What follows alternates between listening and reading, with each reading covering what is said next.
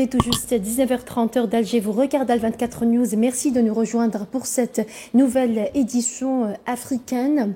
Bonsoir à tous. Si vous venez de nous rejoindre lors de la visite qu'il a menée jeudi au siège du ministère de la Défense nationale, le président algérien, chef suprême des forces armées, ministre de la Défense nationale, Abdelmajid Tebboune, a réitéré le soutien de l'Algérie aux causes palestiniennes et sahraouies.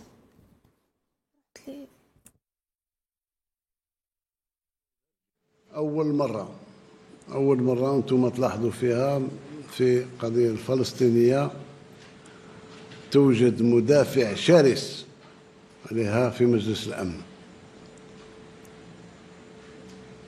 ومجلس الأمن كان في الحقيقة يعني شرف للجزائر وشرف للشهداء نتاعنا وشرف للمواقف نتاعنا. بصح باش يكونوا عندك هذه المواقف في مجلس الأمن ولا خارج مجلس الأمن لازمك تكون تتحكم في خبزك وتتحكم في استقلالك وتتحكم في المصاريف نتاعك وما تمدش يدك. الجزائر ما توخرتش ما نساومش، لأن احنا ما عندنا حتى دخل مادي، ما عدا ضميرنا يكون مرتاح بالنسبة للشعب اللي مازال محتل ويجاهد. ما عندناش غاية أخرى. الشيء اللي درناه ما ننتظر لا جزاء ولا شكورا، واجب وداخل في رسالة الشهداء نتاعنا. إذن فلسطين نقول هذا الصديق وغير صديق، احنا مع فلسطين ظالمة ولا مظلومة. قضية الصحراء قضية استعمارية، آخر مستعمرة في إفريقيا. الملف راه في الأمم المتحدة، نتمنى يصيب الحل نتاعو إن شاء الله. بعض الدول العظمى تسعى إلى حل المشكل، نتمنى أنه يتحل، أن أشقائنا الصحراويين تكون لهم الفرصة نتاع تقرير مصيرهم، وما يهددنا حتى واحد ولا يسبنا حتى واحد. اللي بغى يسب ولا اللي بغى يندب ولا اللي بغى يهدد ما نتخلاش على الصحراء الغربية. هذا نعم. يدوا حقهم ومن بعد نسمعوا الخير على بعضنا بعض. فيش والتلفيق والأمور هذه وفي حتى أشقاء على حسنية يقول لك ودي فتحوا الحدود والصحراء. الحدود ما تغلقتش على بال الصحراء الغربية، الحدود تغلقت لأسباب أخرى. 63 سنة استقلال، حدودنا مغلوقة أكثر من 45 سنة. إذن الإنسان يتكلم بالواقع، لا تبغي تحل المشكل ما تلفق لي أكاديم، ما نلفق لك أكاديم. الشعب هذا باغي استقلال. احنا ماذا بينا ما نكونوش صحراويين أكثر من الصحراويين. الحل اللي قبلوه الصحراويين رانا قابلينه، ما نزايدوش عليهم. الحلول اللي ما قابلينها ما تفرضش عليهم، مادام انا موجود في جوارهم ما نخلي حتى واحد يفرض عليهم. Et les relations algéro-tunisiennes sont exemplaires, basées sur le principe de bon voisinage, se félicite le président algérien Abdelmajid Tebboune. L'Algérie est convaincue de la capacité des Tunisiens de sortir des difficultés économiques. شقيقة تونس أمورنا على أحسن ما يرام الحمد لله. يعني ما فيش ولا سحابة ولا. أنا في جوار وأحسن جوار الحمد لله. راهم في وضع ربما اقتصادي شوية صعب، ولكن راهم قادرين يخرجوا من. تونس معروفة بالذكاء نتاعها ومعروفة بالروح الوطنية العالية. Concernant la crise en Libye, le président algérien a souligné que l'Algérie n'a aucune convoitise en Libye et appelle les Libyens à la cohésion, à l'unité nationale. بالنسبة للأشقاء في ليبيا، يعني احنا تقريبا احنا ما ندخلوا لهم في أمورهم الداخلية، وما عندناش أطماع في ليبيا. نتمنى إن شاء الله كنا من أول وهلة تفتح الملف الليبي معنا نطلبوا بتنظيم انتخابات اليوم الحمد لله أشقائنا الليبيين صبحوا هما يطالبوا بالانتخابات. إذن إذا كان عرفنا مع أشقائنا كيفاش تتنظم هذه الانتخابات، كيفاش نساعدوهم في تنظيم الانتخابات، ممكن يكون فيه النجاة بالنسبة لليبيا وإعادة لحمة الليبيين في بعضهم بعض والوحدة الوطنية الليبية، وترجع ليبيا للصف المغاربي والصف الإفريقي والصف العربي. Par ailleurs, le président algérien a souligné que les frontières algériennes au Sahel sont sûres grâce à la vigilance et à l'engagement de l'armée nationale populaire. L'Algérie appelle les frères du Sahel au retour à la raison. ثم تعرفوا أن حدودنا الحمد لله راها آمنة لأن الجيش قوي والجيش حذر والجيش قائم بالدفاع على حرمة تراب، وإلا لو كان طمعوا فينا حدودنا راكم تشوفوا. ناخذ بالنسبة لدول الساحل راكم تشوفوا واش راه صاير. احنا ما وصلناش لدرجة يعني لا رجوع مع شقائنا في الساحل. نتمنى إن شاء الله باش الوعي يرجع ويصان الجوار، والإنسان يتذكر أن في يوم من الأيام كنا أشقاء، كنا نساعدوا بعضنا بعض في السراء والضراء. Le président algérien Abdelmadjid Tebboune a réaffirmé avec force que l'État algérien n'abandonnera pas sa lutte contre la corruption et que l'Algérie a déjà réussi à restituer près de 30 milliards de dollars en actifs financiers et immobiliers détournés.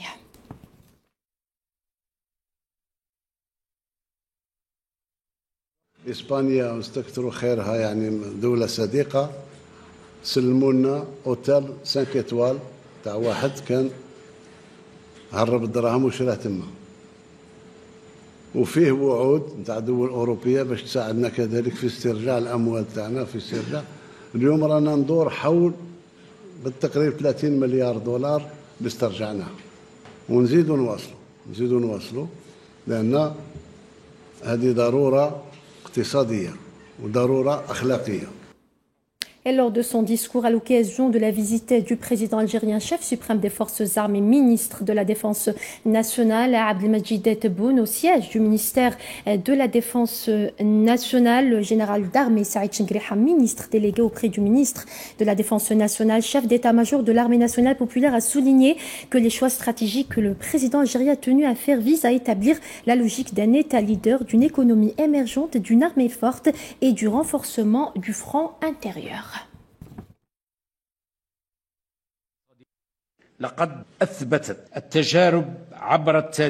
Les expériences à travers l'histoire ont prouvé que les États qui comptent sur leurs propres forces et leurs composantes internes sont davantage capables que les autres à affronter les menaces étrangères. L'union du peuple avec ses dirigeants et ses institutions étatiques représente le socle de l'édification de la sécurité et la stabilité nationale. Dans ce cadre, les décisions que vous avez prises concernant les ressources stratégiques dans le but de fonder un État leader avec une économie émergente et une armée puissante, ainsi qu'un front interne solide, ne peuvent être que logiques, raisonnables et sages, permettant à notre pays de construire un avenir avec une paix nationale pérenne, fondée sur la fusion des institutions et la complémentarité des efforts avec une vision stratégique basée sur les compétences algériennes et l'efficacité des structures nationales d'un État qui est au service du pays et du citoyen. Par ailleurs, le général d'armée Saïd Chengriha, ministre délégué auprès du ministre de la Défense nationale, chef d'état-major de l'armée nationale populaire, a souligné que l'armée algérienne est le pilier de la sécurité et le moteur du développement national.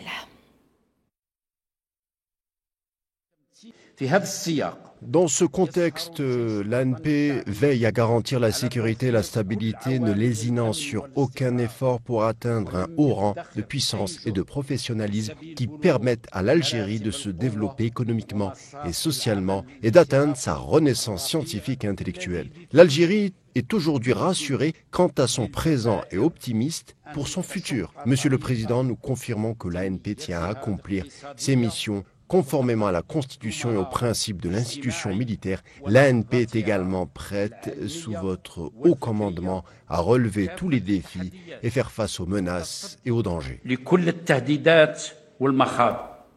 À l'occasion de son intervention à l'ONU, la délégation parlementaire algérienne a réaffirmé la position constante de l'Algérie en faveur du droit du peuple sahraoui à l'autodétermination conformément aux résolutions internationales.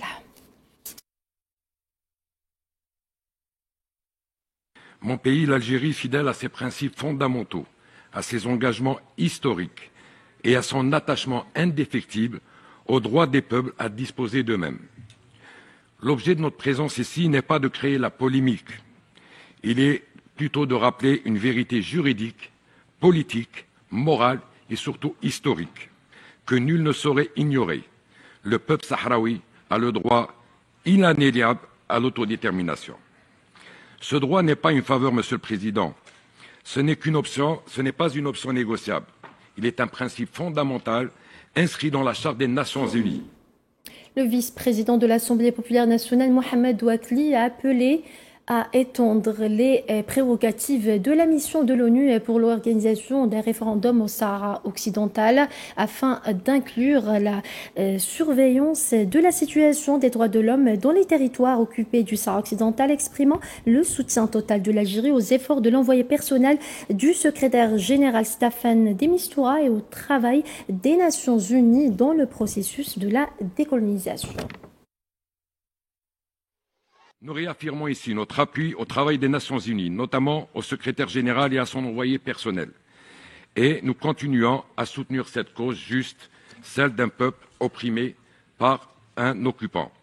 Nous rappelons à cet ordre-là la relance sérieuse et nous demandons la relance sérieuse du processus politique sous l'égide exclusive de l'ONU avec un calendrier clair. L'agence de presse sahraoui a rapporté, citant des sources diplomatiques, que l'occupation marocaine a de nouveau échoué à exclure la participation du Sahara occidental à la conférence de la jeunesse arabo-africaine tenue dans la capitale ougandaise Kampala. Les mêmes sources ont indiqué que le régime marocain a eu recours à ses méthodes habituelles de chantage financier et d'achat de loyauté dans le but d'inciter certaines organisations à s'opposer à la participation de la République sahraoui. Il aurait également tenté d'entraver physiquement la participation de sa délégation avant d'être confronté à un refus ferme de la part des délégations africaines, notamment celle de l'Algérie, ainsi que des pays hôtes qui ont rejeté toute complaisance face aux agissements marocains, surtout envers un État membre fondateur de l'Union africaine.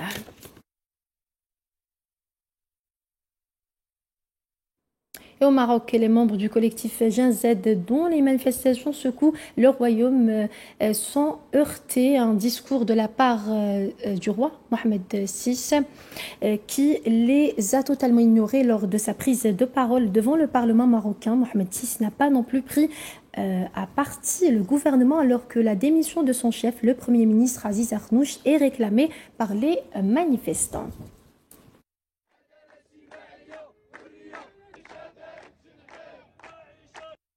Et au Maroc, la génération Z promet de continuer de faire entendre sa voix et de poursuivre leur mobilisation dans les rues du royaume. Des appels à de nouvelles manifestations ont été lancés dans plusieurs villes, illustrant une détermination grandissante face à un pouvoir qu'ils jugent déconnecté de leurs préoccupations.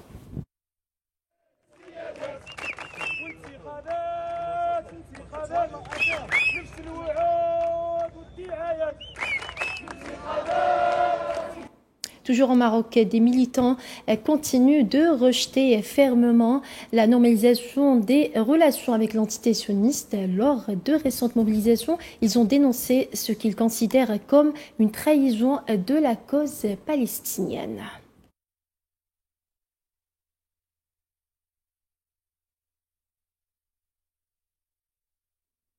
Et au Soudan, une attaque de drone contre un centre de déplacés a fait au moins 60 morts. Ce samedi, Al-Fasher, ville assiégée du Darfour, a annoncé une organisation locale.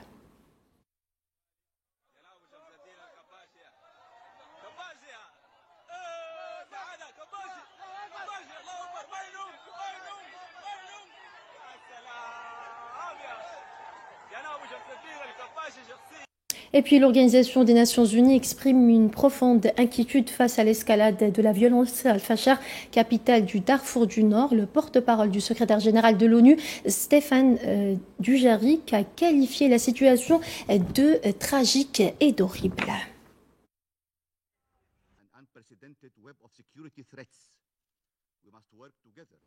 Sport football à présent, après avoir assuré son billet pour le mondial 2026, l'équipe nationale d'Algérie entame les choses sérieuses, focus sur le prochain match face à l'Ouganda lors de la dernière journée des éliminations de la prochaine Coupe du Monde.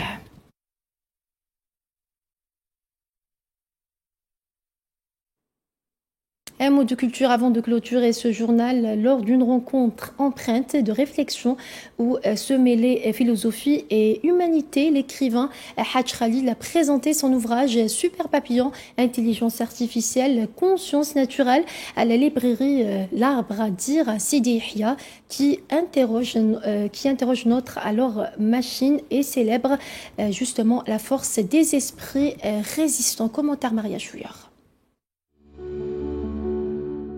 Dans une salle attentive, à l'écoute et animée de curiosité, Hadj Khalil, auteur de l'ouvrage Super Papillon, intelligence artificielle, conscience naturelle, interroge sur l'avenir numérique à la lumière de l'humain. Une écriture née d'un questionnement profond sur la place de l'humain dans un monde en quête de sens, à l'heure des machines et des certitudes numériques.